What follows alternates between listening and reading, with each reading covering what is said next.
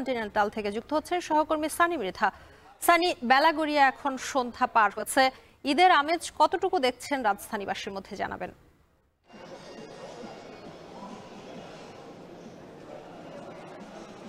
শম্পা, আপনাকে ঈদের শুভেচ্ছা। একটা গান আছে না, ওমর রমজানের ওই রোজার শেষে এলো খুশির ঈদ।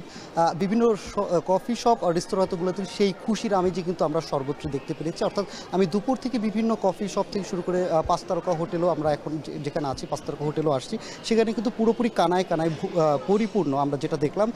অনেকের ভাষ্যমতে এবারের ঈদটা বেশ একটু তাপপ্রবাহ থাকায় কিন্তু সবাই একটু এয়ার কন্ডিশন বা একটু ইনডোর ভিত্তিক বা ইনডোর ভিত্তিক যে রেস্টুরেন্টগুলোতে আছে সেগুলোয় যাচ্ছেন। একই সাথে ঈদকে ঘিরেই কিন্তু যেহেতু ঈদের সময়টাতে পরিবার পরিজন বন্ধুবান্ধব সবার সাথে একত্রে সময় পার করা যায়, সেই সবাইকে বন্ধুবান্ধব পরিবার পরিজন নিয়ে কিন্তু সবাই এই যে রেস্টুরেন্টগুলোতে আসছেন তারা ভিড় করছেন। একই সাথে রেস্টুরেন্ট কর্তৃপক্ষ বলছেন যে বিগত একটা মাস বন্ধ থাকার পর যে এখন রেস্টুরেন্টে যে পরিমাণে ভিড় বা যেরকম মানুষজন বা গ্রাহক থেকে যেরকম সাড়া পাচ্ছেন, এটা কিন্তু অনেকটা ক্ষতি কাটিয়ে কিন্তু তারা উঠতে পারবে বলে আমাদেরকে বলেছেন। এছাড়াও কিন্তু আমাদেরকে বলেছেন যে ঈদকে ঘিরে যেহেতু লম্বা একটা ছুটি, সবারই অনেক প্ল্যান থাকে, যেহেতু ঈদকে ঘিরে নগর থেকে কিন্তু প্রায় অনেক মানুষই লাখ লাখ মানুষ দেশের বাইরে যায়, সে সময় ঈদ পুরো ঢাকা শহরই ফাঁকা থাকে। এই জন্য কিন্তু ঢাকায় রাজধানীতে কিন্তু ঘোরাঘুরি করতে বেশ ভালো সুযোগ পাওয়া যায়, ভালো ঘোরার একটা সুযোগ থাকে। তো এই সুযোগটি কাজে লাগিয়ে কিন্তু সবাই পরিবার পরিজন নিয়ে বিভিন্ন কফি শপে আসছে। এখন আপনাকে যদি আমি দেখাচ্ছি যে এখন যেখানে আমি আছি যে 5 তারকা হোটেলটিতে, এখানে দেখবেন যে প্রত্যেকটি টেবিলই কিন্তু কেউ পুরোপুরি এখানে সবাই কিন্তু আছে, পরিপূর্ণ অবস্থায় আছেন এবং এখানে যারা কর্মরত আছেন তারাও কিন্তু অনেক ব্যস্ত সময় পার করেছে।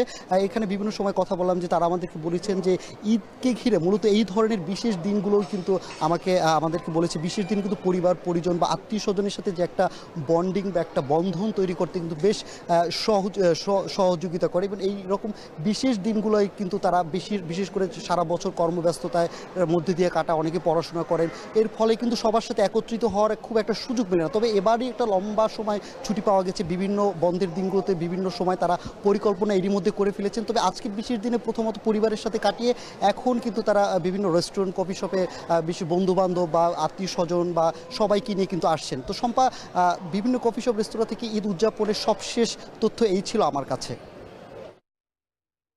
ঈদের সন্ধ্যায় রাজধানীবাসীর অনেকেই পরিবার পরিজন নিয়ে ভিড় করছেন রেস্টুরেন্ট কিংবা কফি শপে, সেই খবরাখবর জানাচ্ছিলেন সহকর্মী সানি মৃধা। দেখছেন শান্ত বাজার।